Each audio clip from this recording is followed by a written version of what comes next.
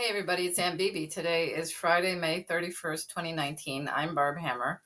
So I'm finally getting around to do a video that Scott Creighton on his Church Dog 42 channel had mentioned I was planning. So he did a video today about Bernie Sanders. That's what I'm going to talk about, Bernie Sanders. So his video was Bernie's farewell tour and the kayfabe that makes it possible. So I was talking to him on the phone, and he had mentioned that he'd seen this video of a Bernie Sanders campaign rally just yesterday. It was held just yesterday, I think, in Las Vegas, Nevada, to a barely half-filled middle school gym, not even a high school gym. Very reminiscent of a Hillary Clinton rally in 2016. So that shows you Bernie does not have the support that he had in 26 by any stretch of the imagination. So I was full disclosure, I was a very strong Bernie Sanders supporter in 2016.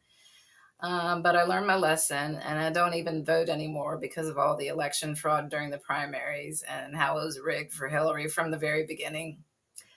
I don't trust anyone running as a Democrat or a Republican, and I'm just done with elections, period. you know, I learned my lesson. So, if I make a mistake, I learn from it, okay? Anyways, God had watched this video and he could not believe what he was hearing because we were aware of Bernie's old position in opposition of open borders. Now, open borders, you can also call it, I guess, mass migration, mass immigration. So it is also what people don't realize when you hear the term comprehensive immigration reform, that is simply code for open borders. So comprehensive immigration reform has been legislation that they've been trying to get passed, and it's never been passed. They've always failed. Essentially, it gives a path to citizenship and legal status for over 10 million undocumented workers or immigrants, migrants, or whatever in the United States. But the devil is in the details, and really what happens is that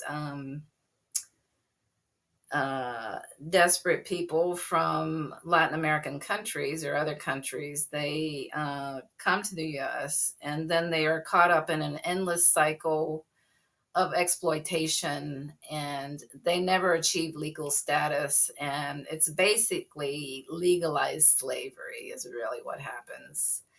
And it drives down the wages for all workers, not just the undocumented, and it just results in poverty. So anyway, my video, I showed the old link to Bernie's 2016 campaign website where he opposed open borders. And this was, I'll show you, this was a direct message thread that I had with Scott back in February. And I had copied and pasted the link that I found when I did a search. And it shows Bernie 2016, the image, open borders, a gimmick, not a solution. And I'd found that when I did the search. So here's the image when I'd done a search on DuckDuckGo, which is my usual search engine. So open borders, a gimmick, not a solution. And, but when you clicked on that link, then, so this very funny page, or they're trying to be funny here. It says, we've run into a huge problem. So it says basically, you've landed on a page on our website that doesn't exist. Okay, so actually, you can still find that website in the Wayback Machine, and I have to thank Abdul Hussein, who's a young man in the UK from a Bangladeshi family, and he helps. He follows and supports Scott and me on Twitter, and we follow him. and I've mentioned him in my videos. And so he does the occasional political video, and he has a blog where he will write occasionally about politics. So I have him to thank for this. Thank you, Abdul. So this is Bernie's old 2016 campaign website. Policy position: open borders, a gimmick, not a solution. And an interesting thing I found on this page, so you'll see at the bottom here, there are these arrows to the right and the left. And so you can go through all of his policy positions, at least on this page. Those are working links. I will show you. They're working links. Wait a minute. I think it'll work here. Hang on. Yeah. Sorry. Yeah, see, it works. So you can go through all of his old policy positions. Anyway, I'm going to go back. I just wanted to show you that. I'm going to give you all these links in the show notes. Okay, that's his old policy position. So he basically opposes this.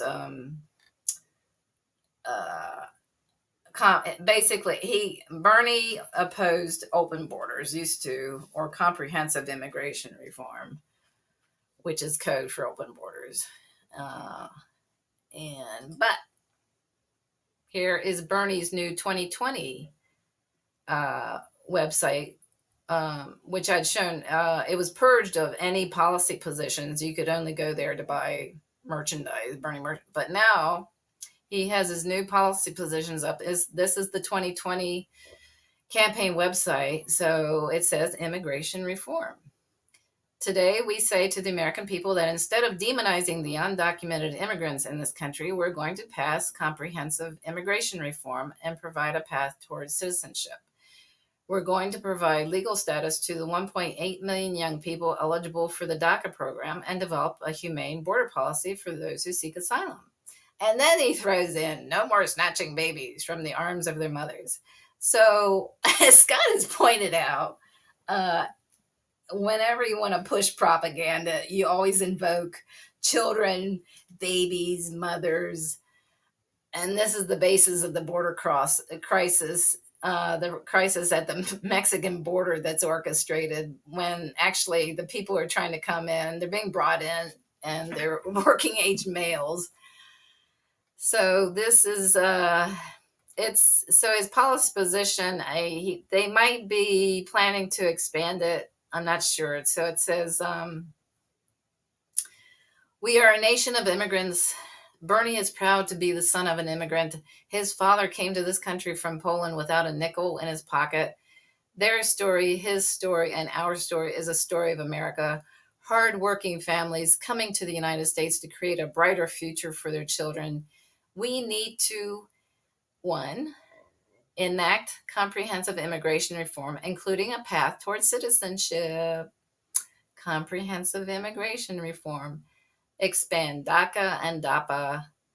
I think that's the DREAM Act, I believe, including providing immediate legal status for young people eligible for the DACA program and developing a humane policy for those seeking asylum.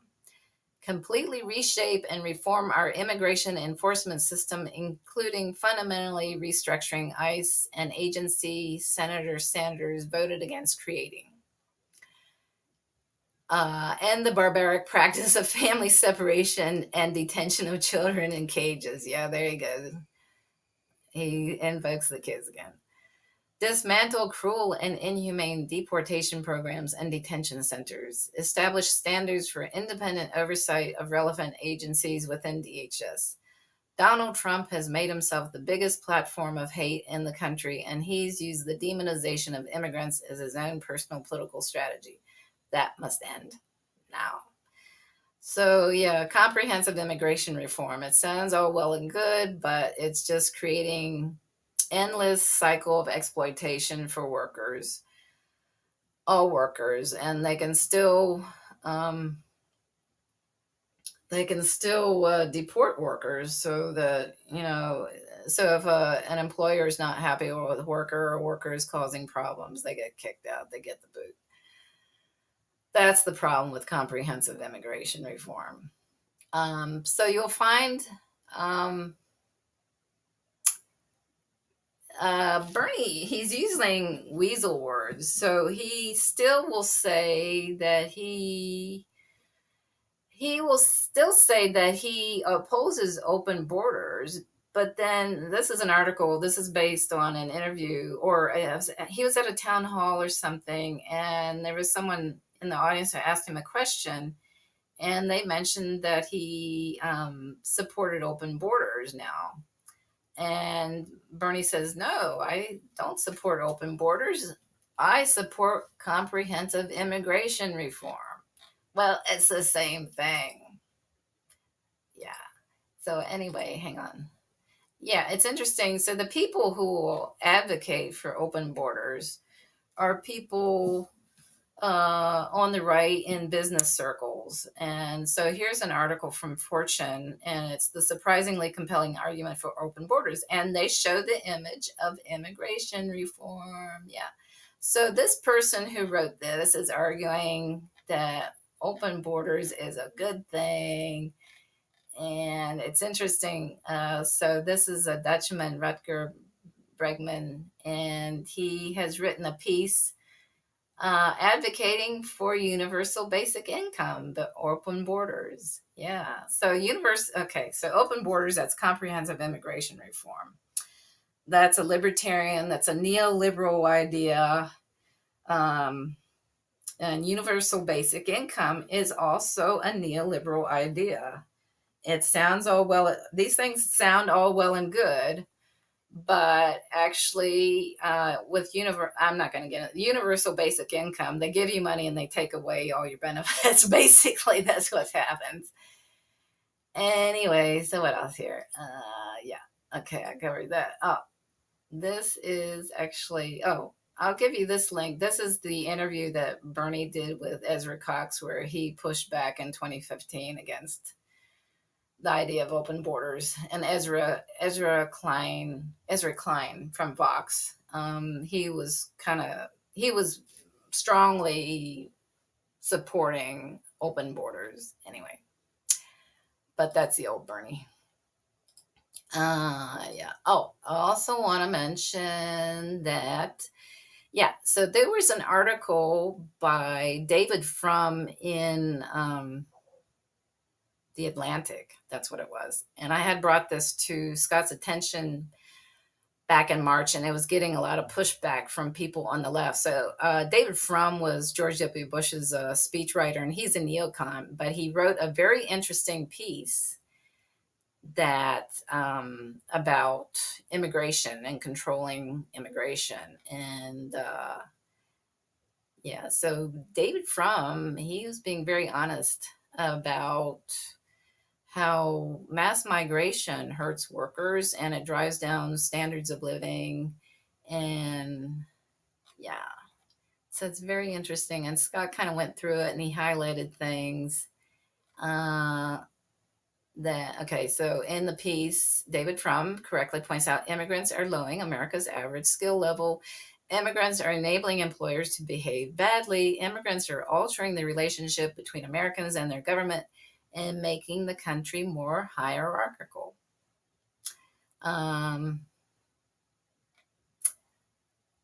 So between the years of 1915 to for about 60 years, immigration levels were low. There were I remember as a child, there were strict quotas from each part of the world about how many immigrants were allowed into the country. So David Frum pointed out immigration policy needs to focus on business illegally using cheap undocumented labor. And the age of low immigration was perhaps the best years of our nation, the United States. Yeah, so there he cites, yeah.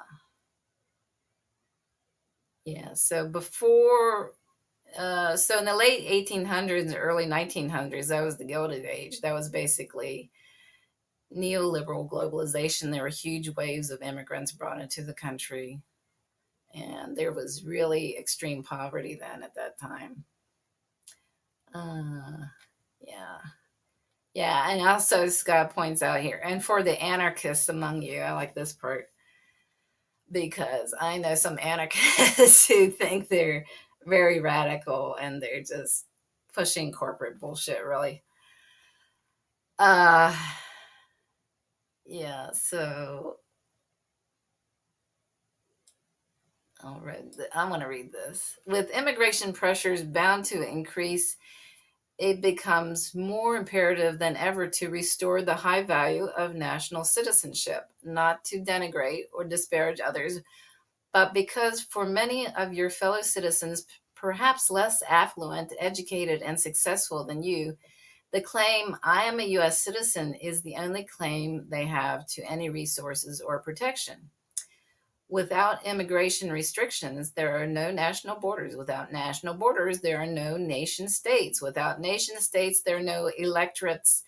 Without electorates, there is no democracy. If liberals insist that only fascists will enforce borders, then voters will hire fascists to do the job liberals refuse to do. Um, so, yes, borders are arbitrary. And yes, more people are arguing that we should care as much about people in faraway lands as we do about our fellow Americans. But the practical effect of making this argument is to enable the powerful to care as little for their fellow Americans as they do for people in faraway lands. Yeah, so that's David Frum's piece. So that link will be in the show notes. And last but not least, wait a minute. So actually, I want to play a little bit from Bernie's speech. So hang on.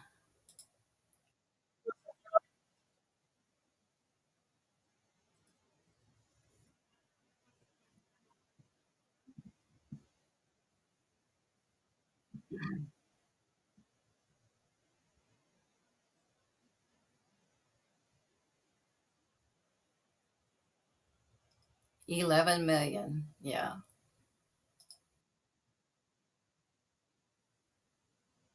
That's amnesty. So he's advocating amnesty for at least 11 million, maybe more, probably more.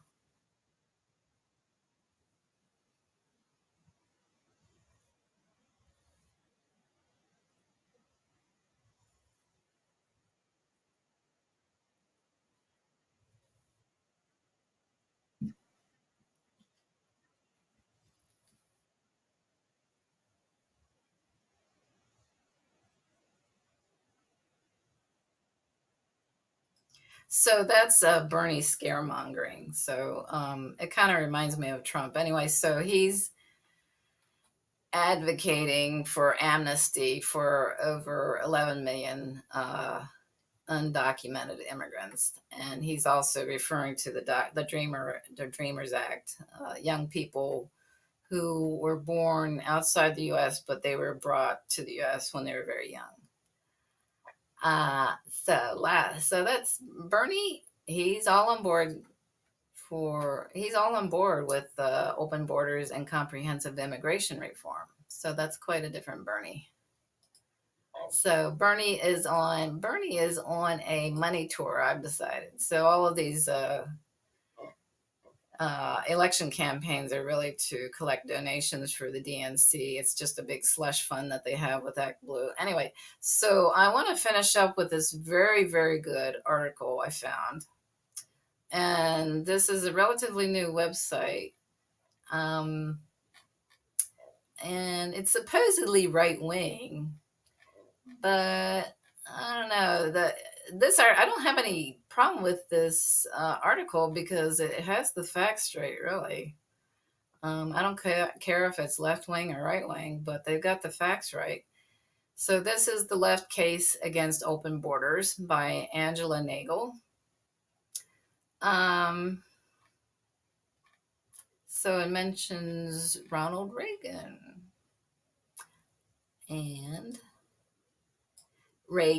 And his successor. So, Reagan is the president who introduced uh, neoliberalism. And he had gotten that from Margaret Thatcher, who introduced it in the UK. before him. So Reagan and his successors from both parties used the same triumphalist rhetoric to sell the hollowing out of trade unions, the deregulation of banks, the expansion of outsourcing, and the globalization of labor and capital. At home, Reagan also oversaw one of the most significant pro migration reforms in American history, the 1986 Reagan amnesty, that expanded the labor market by allowing millions of illegal migrants to gain legal status. Okay, I'm going to read a lot of this, so you'll have to bear with me. Popular movements against different elements of this post-Cold War vision came initially from the left in the form of anti-globalization movements and later Occupy Wall Street. But lacking the bargaining power to challenge international capital, protest movements went nowhere. The globalized and financialized economic system held firm despite all the devastation it wreaked, even through the 2008 financial crisis. Hang on. Let's see. Today, by far the most visible anti-globalization movement takes the form of the anti-migrant backlash led by Donald Trump and other populists. They're talking about Bernie Sanders. The left, meanwhile, Bernie Sanders in 2016. The left, meanwhile, seems to have no option but to recoil in horror at Trump's Muslim ban and news stories about ICE hunting down migrant families. It can only react against whatever Trump is doing. If Trump is for immigration controls, then the left will demand the opposite. And so today, talk of open borders has entered mainstream liberal discourse, where once it was confined to radical free market think tanks and libertarian anarchist circles. While no serious political party of the left is offering concrete proposals for a truly borderless society, by embracing the moral arguments of the open borders left and the economic arguments of free market think tanks, the left has painted itself into a corner. If no human is illegal, as the protest chant goes, the left is implicitly accepting the moral case for no borders or sovereign states at all. But what implications will unlimited migration have for projects like universal public health and education or a federal jobs guarantee? And how will progressives convincingly explain these goals to the public? So this next paragraph refers to Ezra Klein's interview.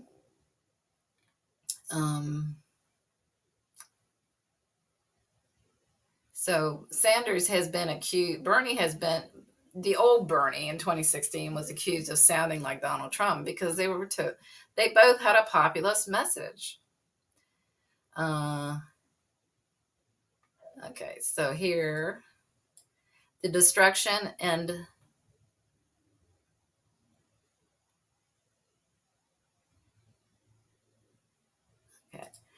the destruction and abandonment of labor politics means that at present immigration issues can only play out within the framework of a culture war fought entirely on moral grounds. In the heightened emotions of American public debate on migration, a simple moral and political dichotomy prevails. It is right-wing to be anti-immigration and left-wing to be for immigration. But the economics of migration tell a different story. So what I like about this article is it's just calling the left has become a bunch of useful idiots. And it points out historically, so I'm going to keep reading more here. The transformation of open borders into a left position is a very new phenomenon and runs counter to the history of the organized left in fundamental ways. Open borders has long been a rallying cry of the business and free market right. Drawing from neoclassical economists, these groups have advocated for liberalizing migration on the grounds of market rationality and economic freedom. They oppose limits on migration for the same reasons that they oppose restrictions on the movement of capital. The Koch-funded Cato Institute, which also advocates lifting legal restrictions on child labor, has churned out radical open borders advocacy for decades, arguing that support for open borders is a fundamental tenet of libertarianism. And forget the wall already. It's time for the U.S. to have open borders. The Adam Smith Institute has done much the same, arguing that immigration restrictions make us poor.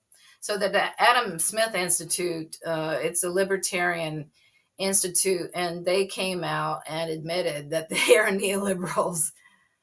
No surprise there.